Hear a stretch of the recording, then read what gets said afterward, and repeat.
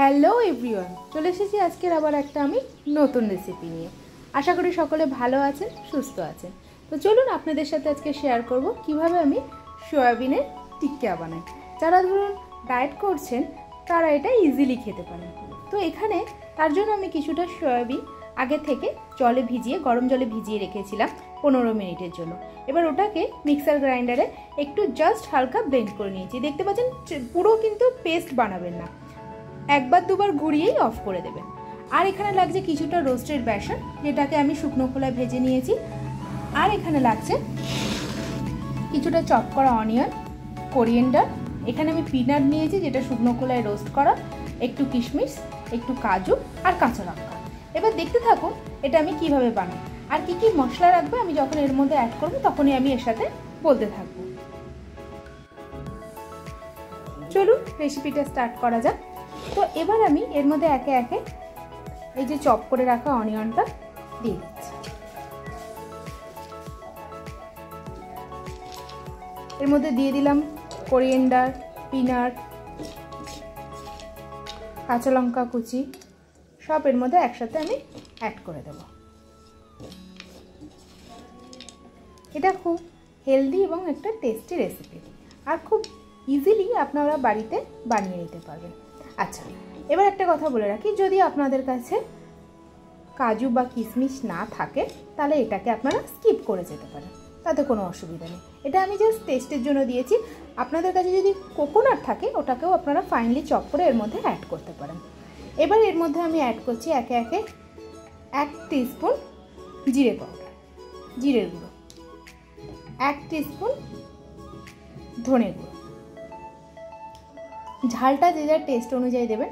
আমার একটু বেশি ঝাল খেতে ভালো লাগে, তাই এখানে আমি 1 টিস্পুন দিলাম রেড চিলি পাউডার, কারণ এখানে আমি কিছুটা কুচানো কাঁচা লঙ্কা দিয়েছি, তার জন্য আপনারা যদি চান এটা স্কিপ করে যেতে পারেন।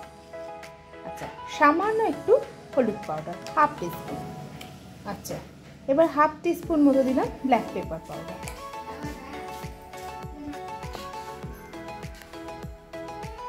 এবার আমি এখানে অ্যাড করছি যে যার টেস্ট অনুযায়ী দিয়ে দেবেন সল্ট। সল্টটা যে যার টেস্ট অনুযায়ী দেবেন। এবার অ্যাড করব সামান্য একটু ঘরে বানানো গরম মশলার পাউডার। এটা আমার কিন্তু ঘরে বানানো পাউডার। আপনারা যদি দোকান থেকে দেন, দোকানের কেনাও দিতে পারেন, তাতে কোনো অসুবিধা নেই। একটু সামান্য একটু গরম মশলার পাউডার দিয়ে দিলাম। এবার এর মধ্যে আমি অ্যাড করব জিঞ্জার গার্লিক পেস্ট। এর মধ্যে আমি দিয়ে দেব 1 টিস্পুন জিঞ্জার আর গার্লিক পেস্ট।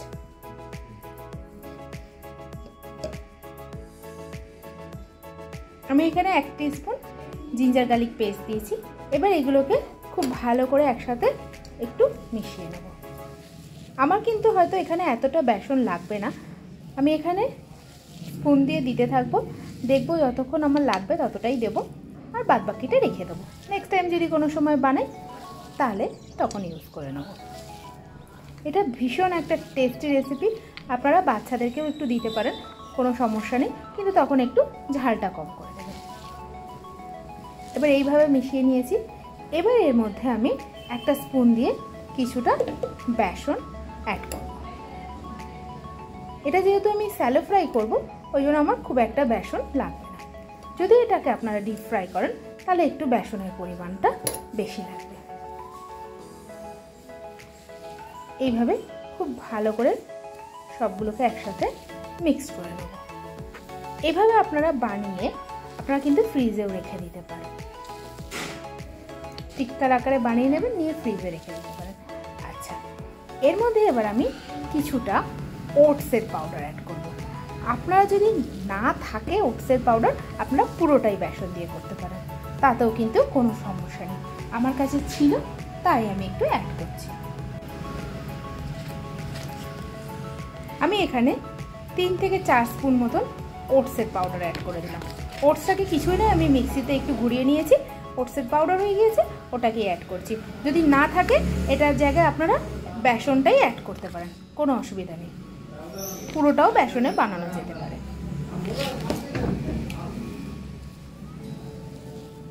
এগুলো দিয়ে খুব ভালো করে একটু মিক্সড করে নিচ্ছি।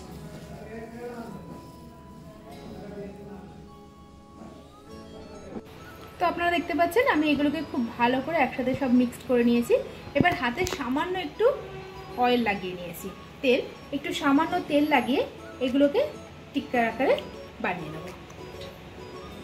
দেখুন এইভাবে একটু প্রেস করবেন, করে এভাবে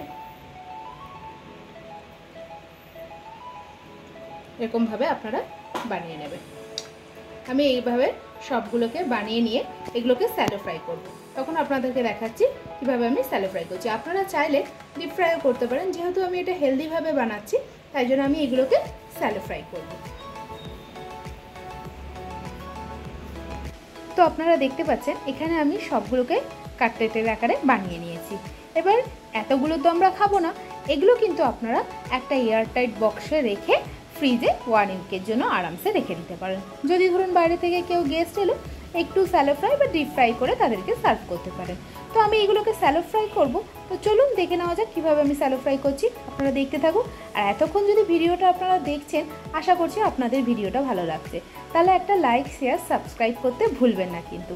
চলুন দেখা যাক এবার কীভাবে আমি এটাকে স্যালো ফ্রাই করছি। তো আপনারা দেখতে পাচ্ছেন আমি এখানে একটা ফ্রাইং প্যান নিয়ে নিয়েছি, এটাকে একটু গরম করতে দিয়েছি। এবার এর মধ্যে দিয়ে দেবো সামান্য একটু অলিভ অয়েল, সামান্য একটু অলিভ অয়েল দিয়ে দিলাম।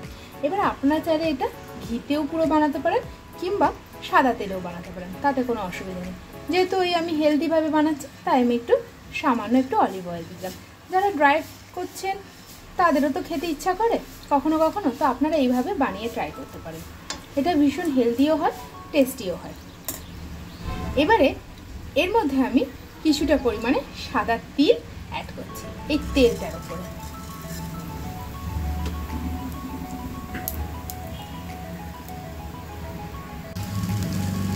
তো আপনারা দেখতে পাচ্ছেন আমি এবারে ওই যে আমি কাটলেটগুলো বানিয়েছিলাম ওগুলো এখানে দিয়ে দিয়েছি।